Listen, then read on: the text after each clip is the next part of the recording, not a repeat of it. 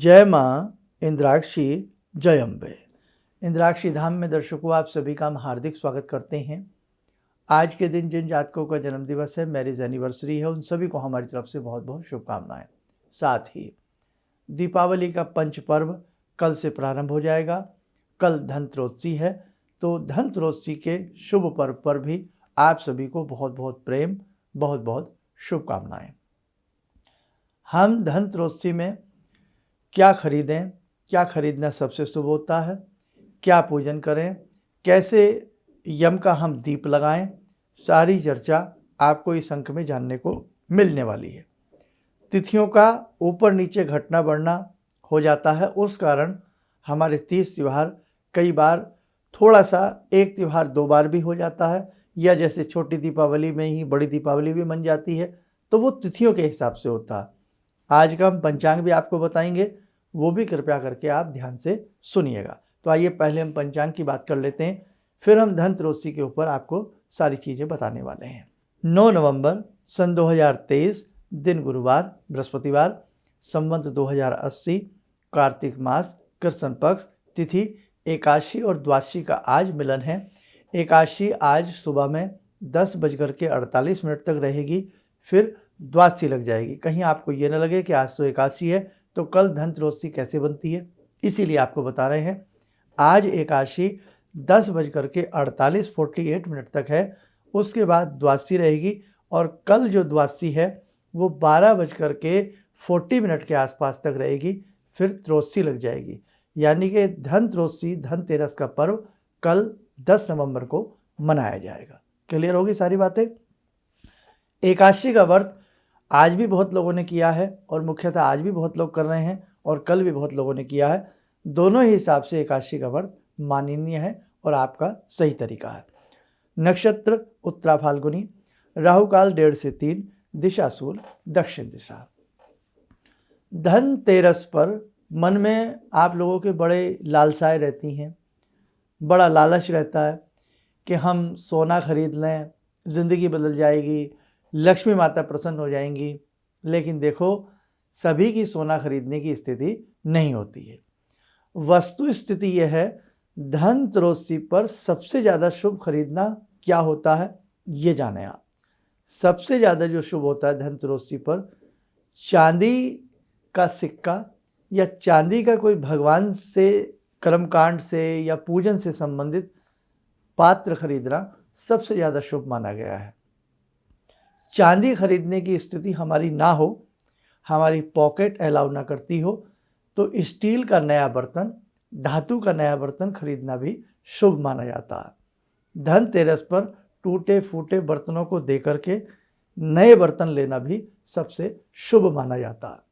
लेकिन ये गलतफहमी अपने दिमाग से आप लोग निकाल दें कि सोना खरीदने से ही लक्ष्मी प्रसन्न होती है और सोना खरीदना ही धनतेरसी पर शुभ होता है। ये बात बिल्कुल कहीं से भी लागू नहीं होती है। अगर शास्त्रों में उल्लेख है, शास्त्रों में प्रमाण है, तो वो प्रमाण है केवल चांदी खरीदने का। ये चांदी रजत खरीदना सबसे शुभ माना जाता है। कार्तिक मास के कृष्ण पक्ष की जो त्रोदशी होती है वो धनतेरसी का पर्व कहलाती है, जैसे कि कल है। तो ये तो समझ में आ गया। हम पुराने टूटे फूटे बर्तन घर में ना रखें। दीपावली के पर्व में वैसे भी नहीं रखने चाहिए। घर की सफाई होती है, पुराना सामान निकलता है, तो आप प्रयास करें पुराने बर्तन दे करके आप नए बर्तन ले आएँ। नहीं तो एक चांदी का सिक्का ले आएँ, वो हमेशा आपके पूजन के काम में आएगा। भगवान की चांदी की घंटी ला सकते हैं अगर अपनी पॉकेट अलाउ करती है। चांदी की कोई लक्ष्मी गणेश की मूर्तियाँ भी ला सकते हैं, वो भी धनतेरसी में लेना बहुत अच्छा होता है। हम भगवान के लिए भोग लगाने की कोई कटोरी, गिलास, कोई भी भगवान से संबंधित जो पूजन में काम आए, चांदी का पात्र खरीदना या किसी धातु का खरीदना शुभ माना जाता है। समझ में आ गई बात। तो बिल्कुल मन में लालच मत करना कि सोना ही खरीदेंगे, पॉकेट अलाउ करे या ना करे, तो ये बात बिल्कुल गलत है। शुभ है तो वो चांदी है, रजत को शुभ माना गया है। ऐसे ही ज्योतिष शास्त्र में जब बच्चा पैदा होता है और उसकी कुंडली बनती है, तो सबसे ज़्यादा 4 पाए होते हैं, चांदी का, तांबे का, सोने का और लोहे का। तो सबसे ज़्यादा चांदी का ही पाँव शुभ माना जाता है। समझ में आया आपके? सोने का नहीं माना जाता। सबसे पहले चांदी, फिर तांबा, फिर सोना, और फिर सबसे ज़्यादा निष्ठ जो माना जाता है वो लोहे का पाद माना जाता है। इसलिए भैया ये सारी छोटी छोटी बातें हैं, अफवाहों का शिकार ना हो, मन में ऐसा लालच न लाएं कि एक रात ही ये कर लें और सारी ज़िंदगी बदल जाएगी। ऐसा नहीं होता। चलिए, धनत्रयोदशी का पर्व कल से प्रारंभ है और धनत्रयोदशी के पर्व से पंच पर्व कल से शुरू हो जाता है। दीपावली 5 दिन का ये त्यौहार होता है, जिसमें धनत्रयोदशी, उसके अगले दिन रूप चतुर्दशी, छोटी दीपावली जिसको कहते हैं, फिर बड़ी दीपावली, फिर हमारा अन्नकूट और फिर भैया दूज आता है। लेकिन इस बार वही तिथियों के घटने बढ़ने वाली बात बता रहा था ना अभी, उसे ध्यान से समझ लो। कल 10 नवंबर को धनत्रयोदशी मनाई जाएगी। 11 नवंबर में आपकी त्रयोदशी भी है और छोटी दीपावली भी है, और 12 नवंबर को तो बड़ी दीपावली है ही, लेकिन 12 नवंबर में भी छोटी दीपावली के दिए या छोटी दीपावली में जो हम यम के नाम पढ़ते हैं वो 12 नवंबर की सुबह में आप लोग पढ़ लेना। कंफ्यूज हो रहे होंगे ना? अब सुनो, हम भी क्या करें, तिथियों देखिए आप कैसे हो रही हैं। कल धनत्रयोदशी आ गई, 11 तारीख 11 नवंबर शनिवार में त्रयोदशी रहेगी करीब शाम के 4 बजे तक। त्रयोदशी रहेगी 11 नवंबर को शाम के 4 बजे तक त्रयोदशी। फिर लगेगी चतुर्दशी। अब चतुर्दशी रात्रि पर्यंत रहेगी, लेकिन रूप चतुर्दशी और दीपावली का कॉम्बिनेशन इस बार फिर 12 तारीख को ही बनेगा। लेकिन छोटी दीपावली का पर्व आप शाम को 11 तारीख की 11 नवंबर को भी मना सकते हैं, कहीं कोई डर नहीं है, आप आराम से मनाइए। 5 दिए देसी घी के लगते हैं। सुबह का कार्यक्रम देख लेना, सारी चीज़ें मैं आपको बता दूंगा। अब हम अपने पॉइंट पर लौटते हैं। हम धनत्रयोदशी में कल के दिन सुबह जल्दी उठें, भगवान धन्वंतरी का ध्यान करें। भगवान धन्वंतरी जो हैं वो आयुर्वेद के प्रदाता हैं। समुद्र मंथन के समय भगवान धन्वंतरी श्वेत अमृत कलश को लेकर के अवतीर्ण हुए।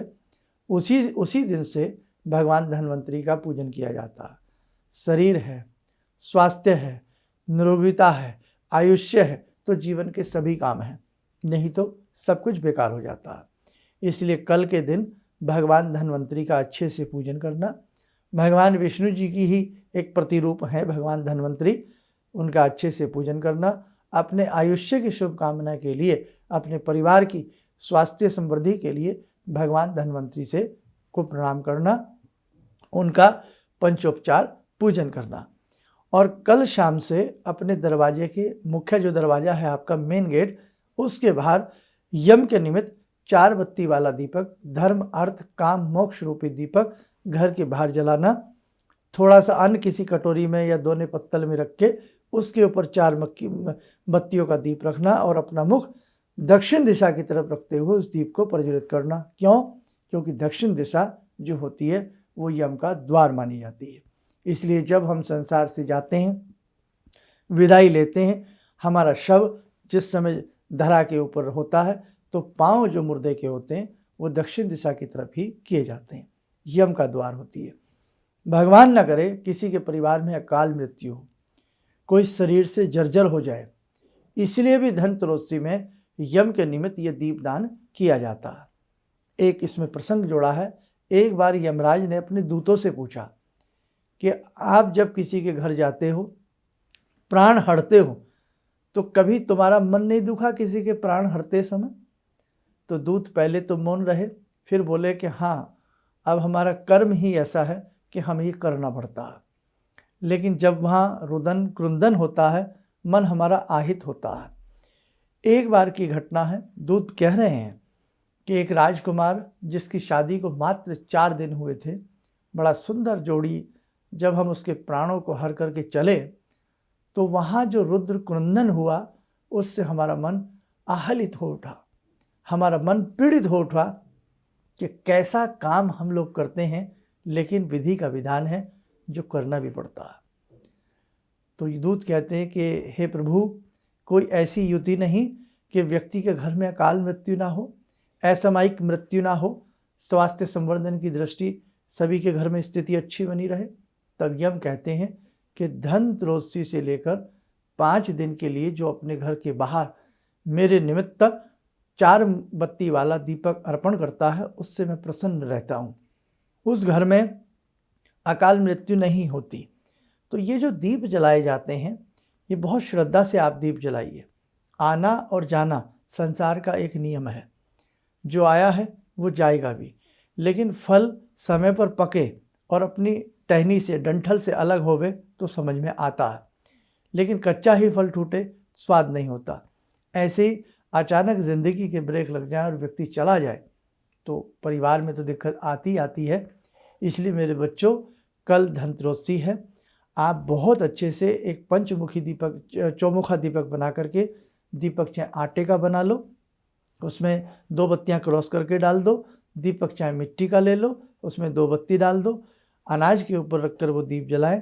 रोज़ नया दीपक जलेगा, पुराना दीप कहीं इकट्ठे करते जाइए। दीपावली की सारी सामग्री के साथ किसी निर्जन स्थल पर डालाना, जो उसके नीचे अनाज रोज़ रखोगे, रोज़ अनाज नया लिया जाता है और उस अनाज को चिड़ियों पक्षियों को बाद में या रोज़ के रोज़ भी डाल सकते हो, ठीक है। और बाकी कैसे दीप जलता है, सारी विधि हमने यम तृतीया से जलाएं 5 दिन का दीप, एक कार्यक्रम कल परसों दिया था, उसको आप कृपया सुन लीजिए, वो कीजिएगा, ठीक है। और जब हम दीप जलाते हैं तो एक प्रार्थना की जाती है, वो भी मैं आपको पढ़ करके सुना देता हूँ, उसे कृपया आप सुनें। दीप जलाने के उपरांत ऐसा बोलें, सूर्यपुत्र यमराज, मृत्यु पाशधारी काल और अपनी पत्नी सहित त्रयोदशी में दिए इस दीपदान से आप प्रसन्न हो। 5 के 5 दिन दीप जलेगा।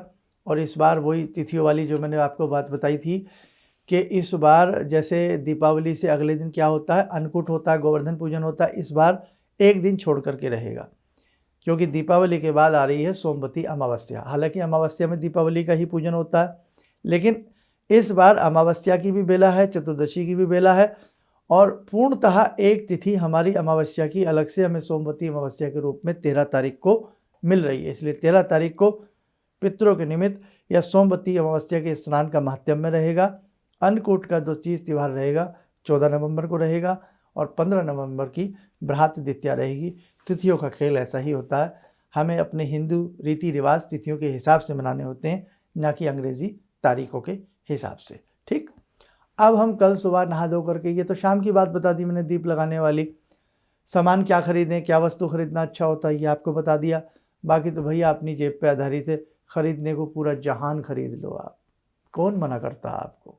लेकिन अपने ही जीवन को जीने के लिए बहुत लोग ऐसा जीवन जीते हैं कि बस मैं खरीद लूँ, मैं कर लूँ, मैं ले लूँ, मैं सुख पालूँ, तो वो तो अपने लिए हुआ, हम औरों के लिए क्या कर रहे हैं।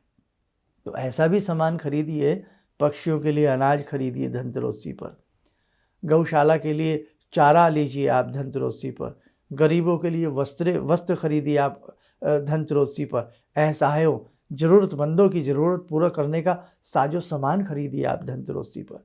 ये महत्व है साहब। हम स्वयं करोड़पति बन जाएं और दूसरा खाकपति भी ना रहे तो ये तो सोच गलत है ना। इसलिए ध्यान रखना बाबू, हमेशा वो काम करिए जिसमें जग हित हो, जग का भला हो, तब आपके भगवान आपसे प्रसन्न रहेंगे। आप एक अच्छी पहल करके तो देखिए। अब हम बताते हैं कि कल सुबह जब सुबह उठें, जल्दी उठें, भगवान धन्वंतरी का ध्यान करें, आपके घर में स्वास्थ्य रहे, आयुष्य की बढ़ोतरी आपके घर में रहे, किसी भी प्रकार की कोई घटना दुर्घटना आपके घर में ना हो। भगवान विष्णु का ही चाहे कैलेंडर, मूर्ति, चित्र आपके घर में हो, उन्हीं को धन्वंतरी समझें और धूप दीप पंचोपचार पूजन करके पुष्प उनके चरणों में चढ़ा करके एक छोटी सी प्रार्थना करें, चाहे वो हमारे ही शब्दों में सुन लेना या उसको आप लिख लेना, सुने। मैं 4 भुजाओं वाले पीले वस्त्र पहने हुए, सभी प्रकार के आभूषणों से सुशोभित, सुरों और असुरों द्वारा वंदित भगवान धन्वंतरी का ध्यान करता हूँ।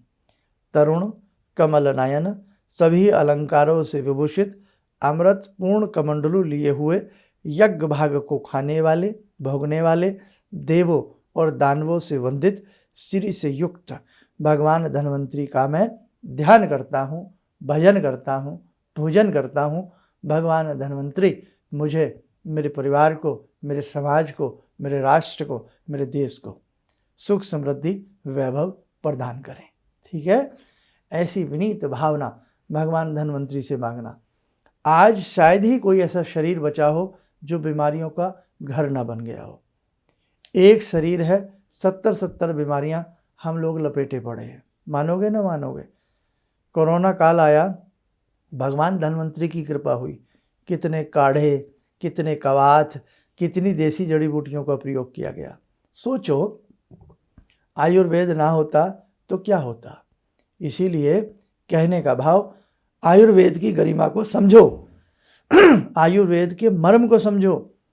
आयुर्वेद आज भी अगर आप तरीके से आयुर्वेद के ऊपर चलते हैं, पथ्य के ऊपर चलते हैं, आयुर्वेद की औषधियों का सेवन करते हैं, तो आप बहुत अच्छे से अपने जीवन को जी सकते हो। खैर, सब्जेक्ट थोड़ा सा बदले ना।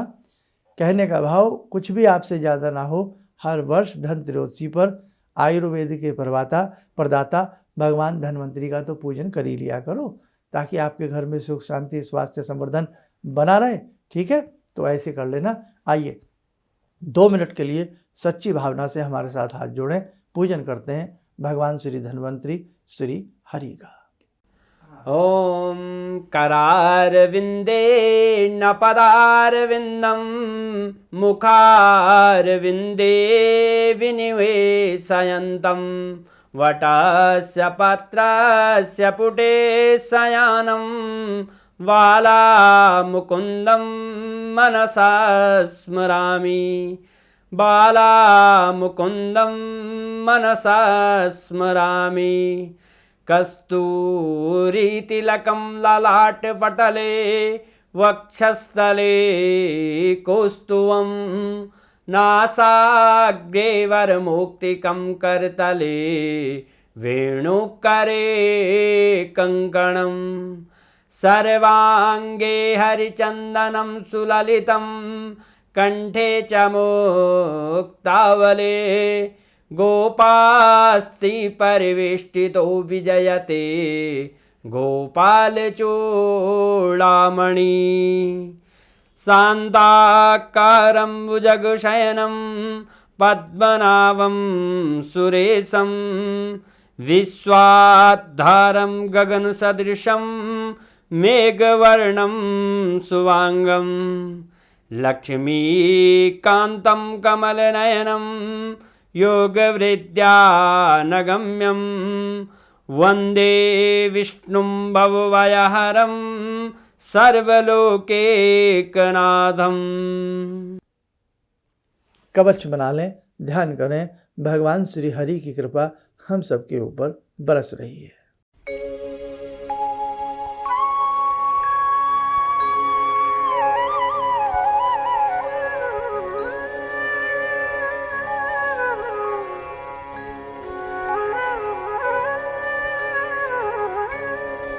ओम बोलते हुए नेत्र खोलें, सामान्य हो जाए। देखो, हमने आपको विष्णु जी का ही यहाँ पर रूप दिखा करके भगवान धन्वंतरी के रूप से आपको दिखाया है।